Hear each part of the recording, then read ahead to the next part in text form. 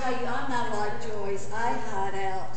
I don't want to be president on anything. I'm just kind of sitting there, and Joyce said one night, okay, Mary Kay, you've been president, been in here for 9 years. And I finally said, okay, I'll be president. But I just shook because I'd never been, and done all the stuff that you've done. It's a hard act to follow. But anyway, how I started, we were on a bowling league. And I had a huge handicap because I never bowled in my life. I'm left-handed, so everything was in the alley. And they were thrilled with me. But anyway, we're all like 20. And there were like 10 of us in the sorority. And that's how I started Galveston. And then they had a tough pledge person. I mean it. They said, you have to write everything down. You have to write the opening ritual and the closing ritual on paper. And if you don't get it right, you aren't going to be our pledge, and you have to go by the wayside or whatever. And I said, oh my gosh. So I'm sitting there, and I know it, but I don't know how to write all that, make sure I had everything down. So that's what I did, and that was my first year. And I stayed in, and then I moved to Killeen, Texas, and we never met in a house. We met at the bank every month.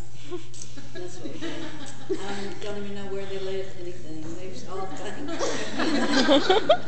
And then I went to Seattle for 5 years, and I was in, and I don't know any of the name of these chapters either. I just don't remember. But anyway, I was there 5 years, and they took me to all their houses, and we did meet in houses. So that was good.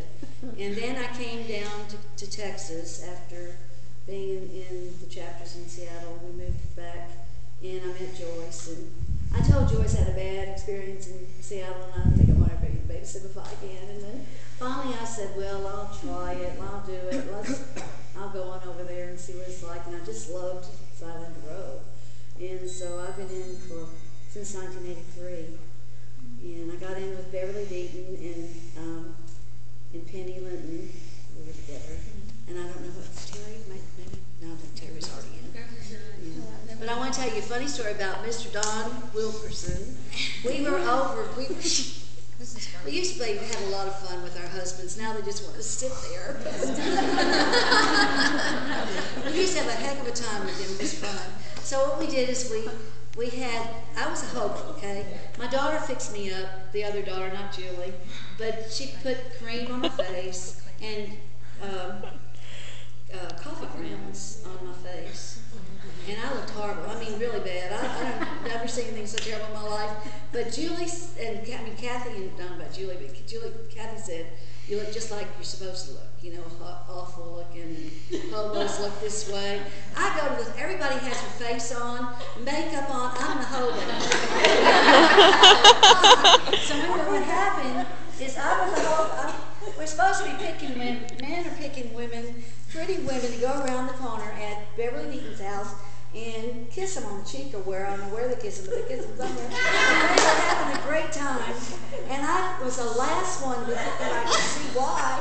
Don Wilkerson's picks me and he slaps me. I got my brain sucked out that night. Damn, God. And I said, is that part of what we're supposed to be doing? Don said, no, but the last person's supposed to be slapped. And I got slapped. But that was fun. I mean, we used to have so much fun at Burl's house in her driveway. We used to have so much fun at Beverly's house. We used to have the, dancing and the 50s thing, parties and all that stuff when our husbands wanted us to do that kind of stuff. Mary Kay, tell them about your 9-by-block shoes. Oh, gosh. Okay. We had a Japanese party at my house, and everybody took their shoes off. And has probably the most expensive shoes there. And we couldn't find the shoes. We went out to the sea in my lab. And the thing is, I said my lab wouldn't do that because my lab likes to play with shoes. Guess what? These Italian shoes he ate that night. And poor Bob went home with one shoe. And he used to tell that story so many times, but I thought, well, I told him, I said, Bob, I'll pay for your shoes. And I thought, oh my God, I can't afford his shoes. And he was real nice about it. And he said, don't worry about it. He did very well. But I was so mad at my dog. I mean, we just had a good time out there in the back with the shoe the whole party. And then we had had another party, and that was the Halloween when Burl and I saw well, we had our door open because it was hot, and we had 2 raccoons there. The back door, and Burl and I are both running. We hit heads. And I was out trying to get the door closed. So the raccoons wouldn't come in, but the raccoons went on anyway. But it was just hilarious because they closed the golf course, and so all these crazy creatures come, we kind of caused them on our. They looked like they were knocking on the door. Yeah, they stood there and watched us. And I was afraid they were coming in, and Earl and I took off and ran to the door, and we both looked at each other. We almost knocked our stomach out. But they went on. It probably scared them to death. But we've had a really good time, and I've enjoyed each and every one of you. I want to say No. something about John, because Okay, John. all of this is part of our husbands too. And John has just been so wonderful. He is an excellent cook. And so many times that we've had, Christmas parties or anything that we have had, and he steps up big time. And Because Mary he's Kay just volunteers. Why did you do that?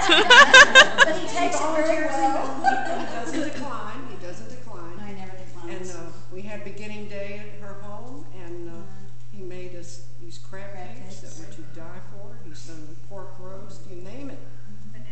So Oh.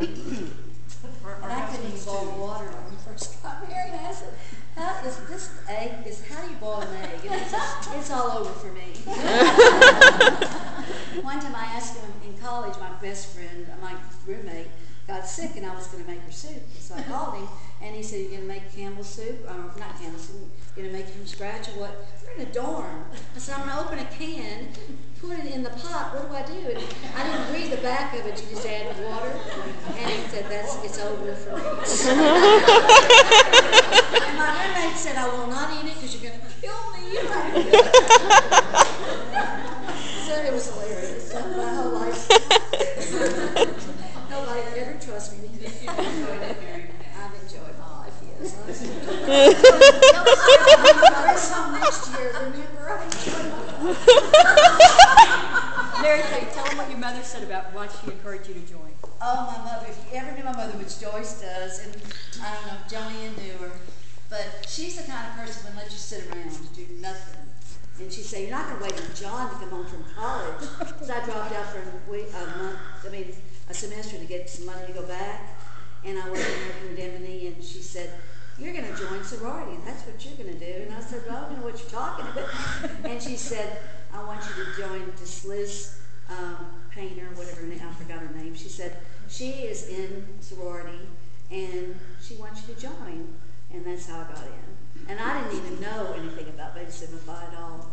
But they met, that was like they met once a month for both. She had the same gene, it got passed on to me. Yeah. You're gonna do it. She did. She enjoyed it too. And Joyce, well, I didn't tell you, but Julie was president with those 5 girls. yeah. And Julie was shaking because she's kind of like me. She wanted to be the president, but it turned out just real well. But I enjoyed every minute of it, and I just feel like you're all my sisters, and that's what I enjoy about it so much. And I've never, I just think I could call on you for anything, and you call on me for anything.